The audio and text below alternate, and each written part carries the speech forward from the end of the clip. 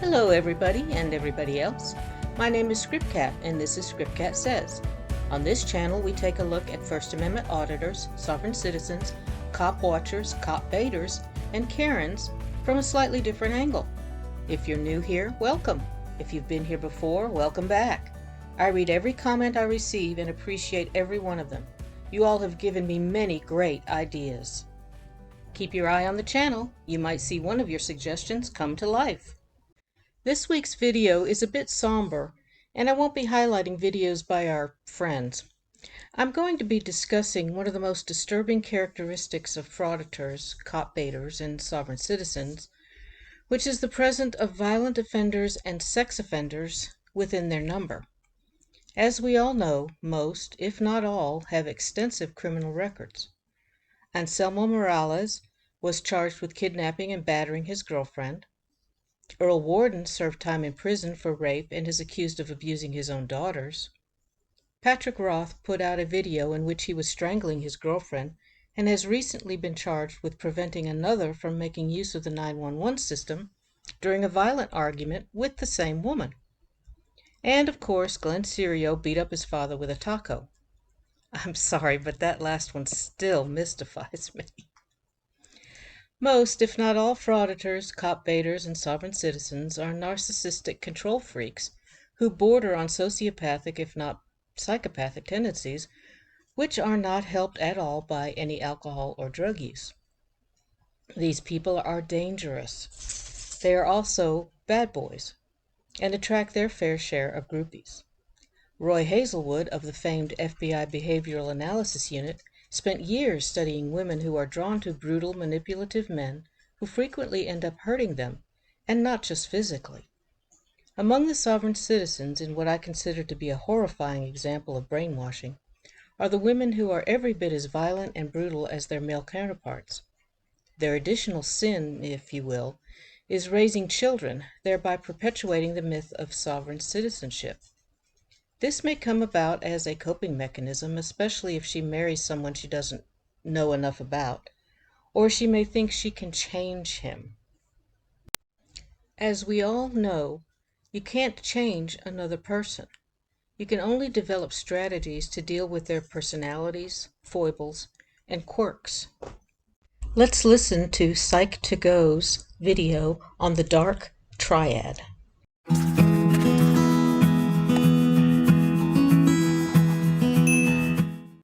Hey Psych2Goers, welcome back to another Psych2Go video. Have you ever heard of the Dark Triad of personalities? Well, what is the Dark Triad and how was it discovered? So, the Dark Triad is 3 overlapping yet distinct personalities: subclinical narcissism, subclinical psychopathy, and Machiavellianism. By subclinical, we mean that someone might show the traits of a narcissist or psychopath, but they're not severe enough to be diagnosed as a disorder. In 2002, Delroy L. Paulas and Kevin M. Williams at the University of British Columbia did a study on whether these 3 personalities were identical by comparing the 3 personality traits of the Dark Triad with 3 other psychological aspects. They found that the correlation patterns were very different and concluded that psychopathy, narcissism, and Machiavellianism were indeed distinct. So, what's the difference? Narcissists tend to have a large sense of self as they feel entitled and superior to those around them. Machiavellianism, on the other hand, tends to be more manipulative and selfish, and psychopaths are more insensitive as they lack empathy for others and act without thinking. They are all associated with varying degrees of deception, questionable morals, and self-interest, but what they do have in common is disagreeableness. It's also thought that there is a relatively high genetic component to all 3 personality traits. Interestingly, psychopathy and Machiavellianism are more closely related to each other than narcissism, possibly because narcissism is the only one that can grow from a feeling of insecurity. What about sociopaths? It's easy to confuse psychopaths and sociopaths. So you might be wondering, why aren't sociopaths included in this list? Both are listed as antisocial personality disorders in severe forms, and both share a lack of moral judgment and lack of empathy. There are, however, a few things that distinguish the two. Psychopaths are likely to be pathological liars, and they rarely feel guilt since they do whatever they have to benefit themselves. They're known to be fearless and often good at mimicking behaviors to hide their psychopathic traits. Sociopaths, on the other hand, tend to have a conscience, even if it's weak. Although they are self-centered, they do care for others more than psychopaths. They're also less skilled at hiding their behavior and act in ways that make self-indulgence and lack of empathy more obvious. Although it's unclear as to why sociopaths are not included in the list, it could be due to how environmental factors are more influential to the cause of sociopathy than genetics. How does someone with one or more of these traits act?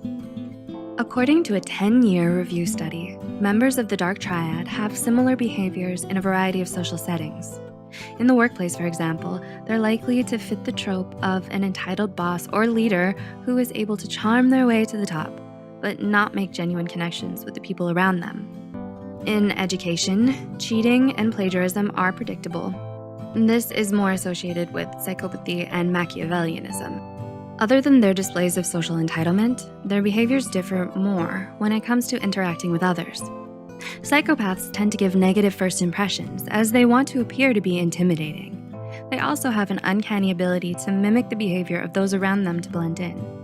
People with Machiavellianism, along with psychopaths, tend to come off quite cynical and morally suspicious. Narcissists, interestingly, have a skewed sense of self and tend to view themselves as far better leaders and far more empathetic than they actually come off as. Where do we go from here? As you've seen, recent research has made it possible to distinguish between the Dark Triad of personality. But what does it mean moving forward? Researchers have started to look into the function of the Dark Triad in the business world, how these personality traits relate to the ability to maximize profits. Psychiatrists have also looked at how the Dark Triad are more vulnerable to addiction disorders. There are even studies that look into the relationship between the Dark Triad and affective disorders such as depression.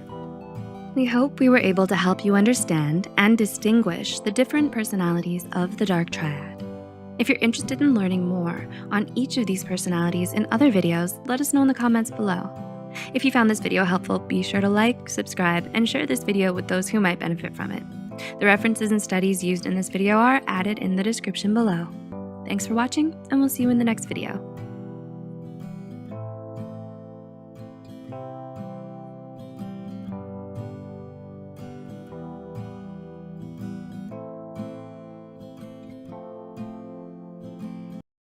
Many thanks to Psych2Go.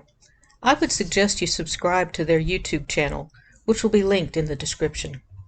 Join me Thursday as we take a look at a frightening phenomenon, fetal alcohol syndrome, and how it affects the lives of those who suffer from it. Remember, ScrypKat says, when given a choice, choose kindness. Bye for now.